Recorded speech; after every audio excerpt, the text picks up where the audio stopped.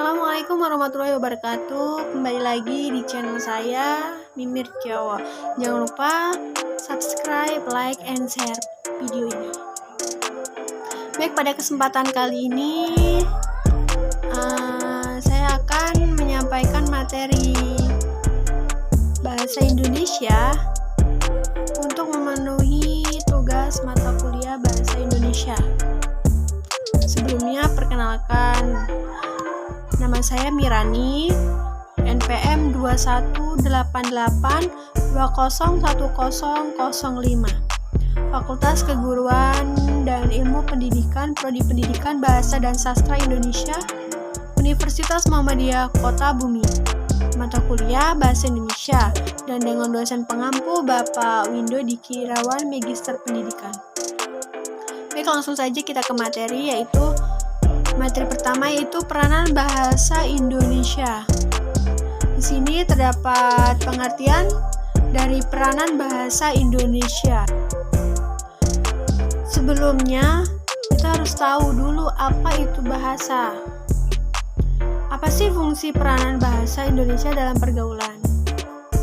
Jadi, pengertian bahasa adalah suatu sistem yang dihasilkan oleh alat ucap manusia yang dipakai masyarakat untuk berkomunikasi, kerjasama, dan identifikasi diri. Selanjutnya yaitu fungsi dan peranan bahasa Indonesia dalam pergaulan. Yang pertama yaitu sebagai alat untuk berkomunikasi. Yang kedua yaitu sebagai alat untuk mengekspresikan diri. Yang ketiga, sebagai alat untuk mengadakan integrasi dan adaptasi sosial. Dan selanjutnya yaitu sebagai alat pemersatu bangsa.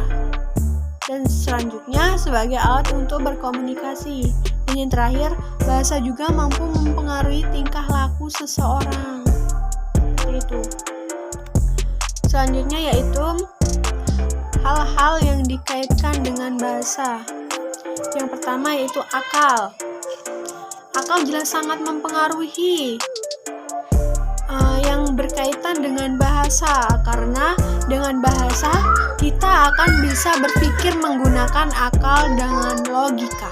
Yang kedua yaitu makna dan interpretasi. Bahasa pasti memiliki makna dan pengertiannya terinterpretasi. Dan selanjutnya yaitu konvensi, yaitu kesepakatan. Bahasa harus adanya konvensi atau konvensional. Kesepakatan, tanpa adanya kesepakatan bahasa itu tidak akan dimengerti oleh banyak orang. Dan selanjutnya yaitu dinamis atau dinamis bahasa objektif. Dinamis bahasa objektif untuk mengatasi ruang yang bersifat universal dan ilmiah. Dan yang terakhir yaitu intertekstualitas, yaitu teks yang saling mempengaruhi pemahaman. Setelah kita mengetahui fungsi dan peranan bahasa Indonesia, kita masuk ke materi ragam bahasa. Di sini ada pengertian ragam bahasa. Ragam bahasa adalah variasi bahasa menurut pemakaian yang berbeda-beda menurut topik yang dibicarakan, menurut hubungan pembicara, kawan bicara, orang yang dibicarakan, atau menurut medium pembicara. Selanjutnya yaitu ragam bahasa Indonesia. Di sini terdiri dari ragam bahasa lisan dan ragam bahasa tulis. Yang pertama yaitu ragam bahasa lisan. Ragam bahasa lisan adalah ragam bahasa yang diungkapkan melalui media lisan terkait ruang dan waktu, sehingga situasi pengungkapan dapat membantu pemahaman. Di dalam ragam bahasa lisan terdiri dari ciri-ciri ragam bahasa lisan. Yang pertama yaitu memerlukan orang kedua atau kawan bicara. Yang kedua yaitu tergantung kondisi, ruang, dan waktu.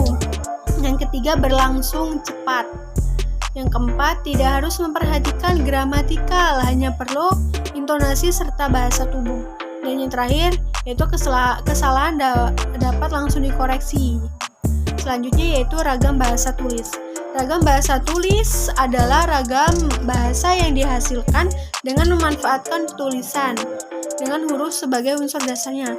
Nah, di dalam ragam bahasa tulis juga terdapat ciri-ciri ragam bahasa tulis. Yang pertama yaitu sebaliknya dari ragam bahasa lisan, yaitu tidak memerlukan kehadiran orang lain. Yang kedua, tidak terkait ruang dan waktu. Yang ketiga, kosakata yang digunakan dipilih secara cermat. Yang keempat, pembentukan kata dilakukan secara sempurna. Dan selanjutnya, kalimat dibentuk dengan struktur yang lengkap. Selanjutnya, paragraf dikembangkan secara lengkap dan padu. Yang selanjutnya berlangsung lambat. Dan yang terakhir, memerlukan alat bantu. Yang selanjutnya yaitu ejaan dan istilah bahasa Indonesia. Di sini terdapat pengertian ejaan. Ejaan merupakan keseluruhan peraturan penggambaran lambang-lambang bunyi ujaran suatu bahasa dan hubungan lambang satu dengan lambang yang lain, baik penggabungan ataupun dalam pemisahannya. Di dalam ejaan terdapat aturan baku penulisan ejaan.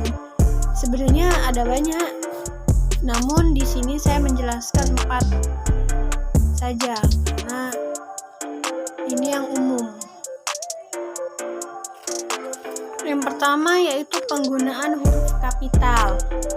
Jadi huruf kapital ini biasanya dipakai sebagai huruf pertama kata pada awal kalimat. Juga digunakan sebagai huruf pertama petikan langsung, huruf pertama nama gelar kehormatan, huruf pertama unsur nama orang, huruf pertama nama bangsa, suku, dan bahasa, huruf pertama nama geografi, huruf pertama kata ganti Anda, dan lain sebagainya. Yang kedua yaitu penggunaan huruf miring. Digunakan untuk menulis judul buku, nama majalah, dan nama surat kabar yang ada dalam sebuah kalimat. Huruf miring juga berlaku dalam penulisan daftar pustaka. Yang selanjutnya yaitu penggunaan tanda titik. Di sini banyak penggunaan tanda titik. Yang pertama yaitu digunakan pada akhir kalimat pernyataan. Yang kedua, dipakai di belakang angka atau huruf dalam suatu bagat atau ikhtisar atau daftar. Yang selanjutnya, tanda titik dipakai di belakang angka atau angka terakhir dalam penomoran deret digital yang lebih dari 1 angka dalam judul tabel, bagan, grafik, atau gambar. Selanjutnya, tanda titik juga digunakan untuk memisahkan angka jam, menit, detik yang menunjukkan waktu, dan masih banyak lagi. Selanjutnya yaitu yang keempat, penggunaan tanda koma.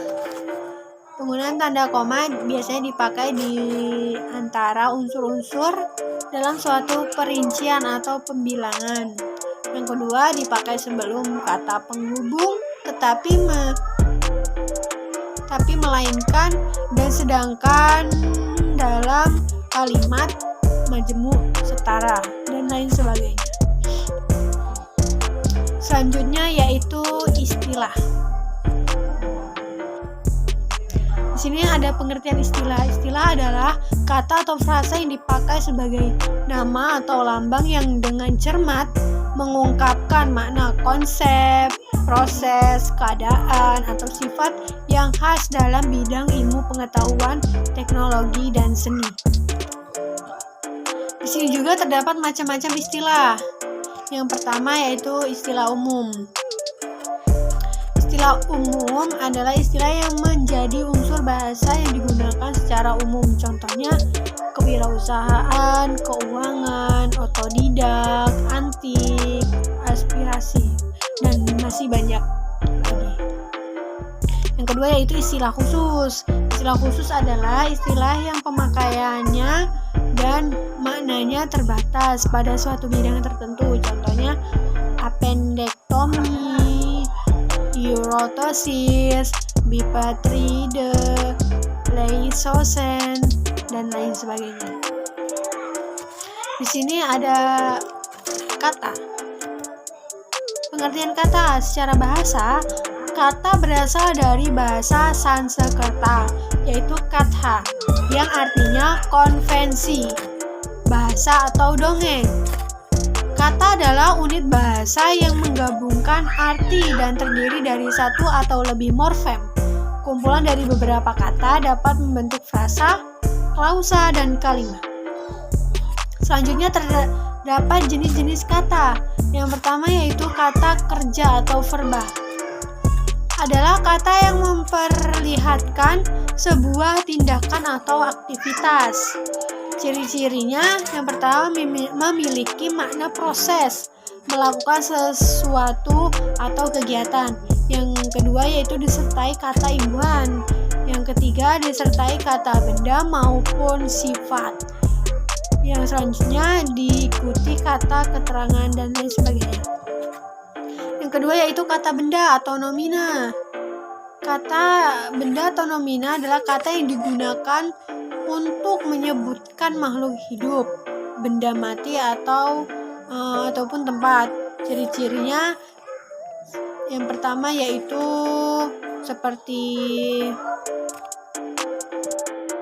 selanjutnya yaitu kata sifat atau adjektiva, digunakan untuk menyatakan sifat atau keadaan suatu hal. Yang keempat yaitu kata keterangan atau adverba. Adverba merupakan kata yang memberikan penjelasan dalam sebuah kalimat. Yang kelima kata ganti atau promina merupakan jenis kata yang memberikan penjelasan dalam sebuah kalimat. Yang selanjutnya yaitu kata bilangan. Jenis kata ini berfungsi untuk menyatakan jumlah benda urutannya dalam sebuah deretan. Yang selanjutnya yaitu kata tugas, dan juga ada kata sedang atau artikula, dan yang terakhir ada kata seru atau injeksi. Yang selanjutnya yaitu paragraf. Paragraf adalah seperangkat atau sekelompok yang tersusun dari satu kalimat pokok dan beberapa kalimat penjelas. Di sini terdapat beberapa jenis paragraf. Yang pertama yaitu paragraf narasi. Paragraf narasi adalah suatu jenis paragraf yang menceritakan suatu kejadian atau suatu peristiwa berdasarkan urutan waktu. Selanjutnya yaitu paragraf deskripsi. Adalah paragraf yang isinya merupakan menggambarkan dari suatu keadaan atau peristiwa menggunakan kata-kata sehingga pembacanya seolah-olah ikut merasakan, melihat, dan juga mengalami langsung kejadian atau keadaan tersebut.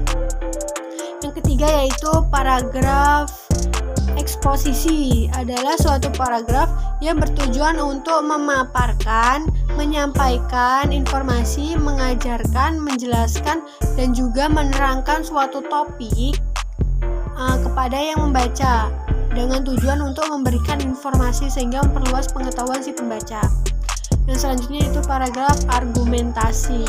Adalah suatu jenis paragraf yang mengungkapkan mengungkapkan ide, gagasan, ataupun pendapat penulis dengan disertai bukti dan juga fakta yang benar-benar terjadi.